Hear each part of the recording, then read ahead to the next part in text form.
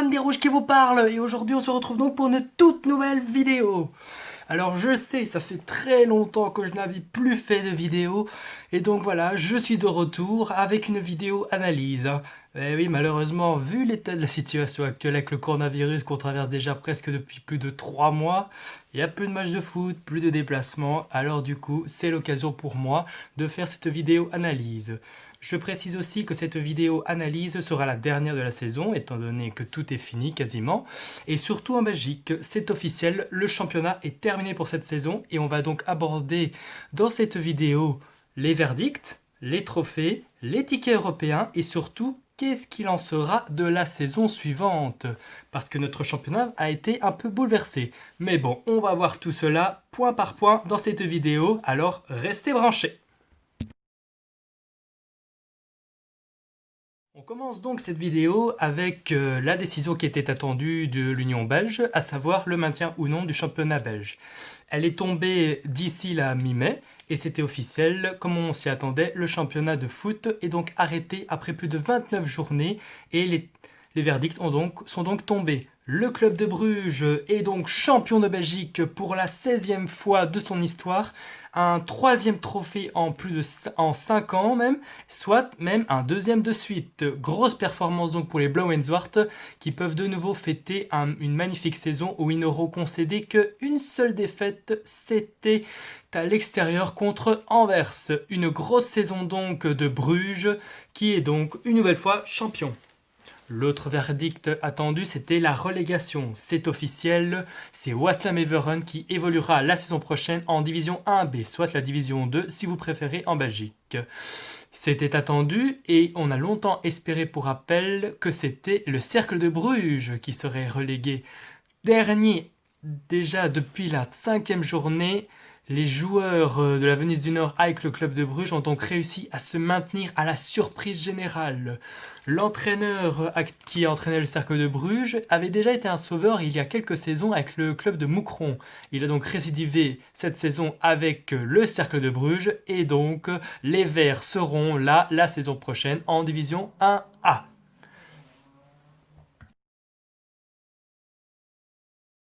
On passe maintenant au ticket européen, très important surtout pour la saison prochaine. Et donc, vu que le championnat est stoppé et que le club de Bruges est donc champion, cela nous donne ceci. Nous avons le club de Bruges, champion de Belgique, qui évoluera directement dans les poules de la Ligue des Champions. Nous aurons Gand, la Gantoise, qui débutera la saison prochaine au troisième tour préliminaire de la Ligue des Champions. Ils auront donc 2 tours à passer avant de rejoindre la prestigieuse compétition. Nous avons Charleroi, qui a fait une belle saison et qui est logiquement récompensé en terminant troisième et ils seront donc directement la saison prochaine dans les poules de l'Europa League. Une belle performance pour les joueurs de Charleroi et pour les Carolos en général. Très belle récompense. En quatrième position, nous avons donc l'Antwerp qui débutera au troisième tour de l'Europa League. 2 tours aussi à franchir pour les Anversois qui, on espère, seront de la partie. Et enfin, nous avons le Standard de Liège, petite surprise de la 5e place pour les Rouges, qui n'avaient pas fait une mauvaise saison dans l'ensemble et qui auraient peut-être pu revendiquer plus en cas de Playoff 1. Malheureusement, ce ne sera pas le cas. Ils terminent de coup troisième et seront donc au deuxième tour de l'Europa League. En effet, étant donné que la compétition est arrêtée, il n'y a pas de Playoff 2. Normalement, je vous explique grosso modo, on a les playoffs 1 qui attribuent les gros tickets européens et on a aussi les playoffs 2 qui permettent aux équipes classées de la 7e place à la 14e place de disputer un véritable petit championnat et le vainqueur de ces playoffs 2 affronte le 5e des playoffs 1 pour le dernier ticket européen, soit le ticket qui donne droit au deuxième tour de l'Europa League. Comme il n'y a pas de playoffs de cette saison, c'est donc le 5e, logiquement le standard, qui aura ce ticket. Il n'y aura pas non plus de ticket européen avec la Coupe de Belgique, qui se déroulera pourtant le 1er août à huis clos au Stade Roi-Baudouin. Pourquoi il n'y aura pas de cela? Tout simplement parce que la finale, pour rappel, oppose le club de Bruges, champion et donc dans les poules de la Ligue des Champions, et Anvers au troisième tour de l'Europa League. Ces deux équipes ont donc déjà leur ticket européen et donc cette finale de coupe sera juste pour les chiffres, à savoir quelle est l'une des équipes ajoutera une coupe de plus à son palmarès. Voilà donc pour les tickets européens et on passe du coup à la suite.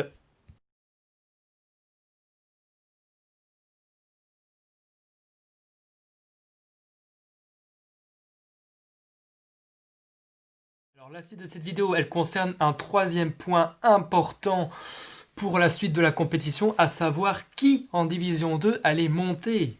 Eh bien, pour l'instant, le verdict n'est pas encore tombé. En effet, en Division 2 chez nous, nous avons ce qu'on appelle des tranches, à savoir, nous avons 8 équipes en Division 2, et les équipes se disputent ce qu'on appelle des tranches. Donc c'est deux périodes de 7 journées chacune, où chaque équipe rencontre 2 fois l'autre. À chaque fois, à la fin des 14 journées, il y a un vainqueur de tranche. Le vainqueur est directement qualifié pour la finale de la Division 2. Et donc, le vainqueur de la première tranche, c'était le Berscott Anvers, et la deuxième tranche, c'était l'OHL Louvain. Les deux équipes, avant le coronavirus, s'étaient déjà affrontées en barrage aller où les Anversois avaient gagné 1-0. Et en fait, durant longtemps, il a été question de savoir ce serait la suite de ce match. Alors il y avait deux possibilités, soit les deux équipes, à savoir Louvain et le Berscott, se mettaient d'accord pour une finale retour à huis clos afin de déterminer qui des deux montera, soit ils n'arrivaient pas à se mettre d'accord avant le 31 mai, date limite imposée par l'Union belge, et du coup, en cas de cette décision, c'est donc Westerlo, leader sur l'ensemble du championnat cette saison, du classement général, qui aurait été maintenu en Division 1. Finalement, la décision est tombée il y a quelques jours. La finale retour aura donc lieu à huis clos. Et donc, nous aurons soit Louvain qui remontera en Division 1 après plus de 4 ans passés en Division 2, un gros retour pour eux, soit le Berscott Anvers, deuxième équipe de la ville d'Anvers qui serait donc en Division 1. Ça fait qu'on aurait donc, si c'est le cas, un gros derby la saison prochaine entre l'Antwerp et le Berscott d'Anvers. Pour la petite histoire, le Berscott est une équipe mythique de la Belgique, hein, puisque dans les années 1900, ils avaient une fois remporté la Coupe d'Europe. Cette équipe, il y a plus de 10 ans maintenant, avait été reléguée et même supprimée du paysage footballistique en liquidation judiciaire. Depuis, l'équipe s'est reconstruite et a démarré de la promotion C, à savoir la division 8 en Belgique. Ils ont gravi les échelons petit à petit et c'est donc aujourd'hui qu'ils espèrent faire leur grand retour en division 1 après plus de 10 ans d'absence. On verra bien ce que ça donnera. Je vous tiendrai au courant éventuellement pour connaître officiellement les 16 équipes qui composeront la division 1 la saison prochaine. Dernier point de cette vidéo, c'est à quoi ressemblera le championnat de Belgique la saison prochaine. Eh bien, longtemps, il a été question de passer le championnat à 18 équipes contre 16 actuellement.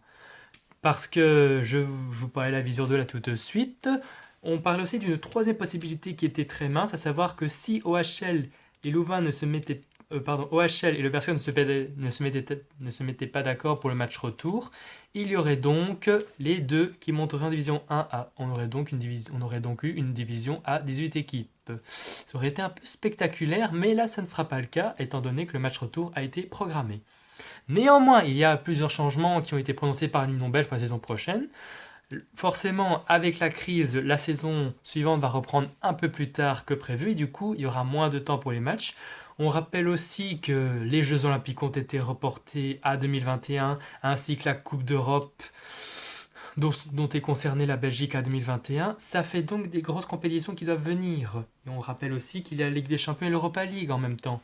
Bref, l'Union belge a décidé à l'unanimité qu'on aurait de nouveau 16 équipes et donc 30 journées de phase classique, mais pour corser l'addition, il n'y aurait plus des playoffs 1 à 6 équipes, mais à 4 équipes. Voilà qui va donc rendre la saison suivante bien plus spectaculaire et la lutte pour les playoffs 1 beaucoup plus acharnée, du moins on l'espère. Côté playoff 2, ça ne change pas, toujours deux groupes de 6 équipes chacune pour se disputer le dernier ticket européen et toujours les playoffs 3, à savoir le dernier qui descend direct. Côté division 2, ça ne change pas, les relégués et descendants seront les mêmes. Voilà donc pour le topo de cette vidéo. Moi, j'espère que vous vous portez bien jusqu'ici, que la crise n'est pas trop dure à vous, chers abonnés. Moi, j'ai été ravi de faire cette vidéo avec vous. J'ai été même très ravi de faire cette première saison footballistique sur cette chaîne avec vous. Je ne sais pas encore quand est-ce que je reviendrai pour la prochaine vidéo. Est-ce que ce sera une vidéo analyse ou bien est-ce qu'on pourra de nouveau retourner dans les stades? Je n'en sais trop rien. Pour l'instant, je vois les chiffres, je vois la situation évoluer. C'est donc de l'espoir, mais pour ce qui sera du foot et surtout de la chaîne, je ne sais pas encore trop quoi vous dire. Ce que je peux vous promettre, c'est que je ne vais pas arrêter la chaîne. Ça d'office, c'est officiel. J'adore faire des vidéos et je n'ai pas envie d'arrêter. Mais je ne peux pas vous dire qu'est-ce qu'il en sera pour la saison prochaine. Quoi qu'il en soit, j'espère que vous vous portez bien d'ici là. Et je vous dis à très bientôt pour la suite de Fans des Rouges. Et d'ici là, portez-vous bien et vive le foot! Bye!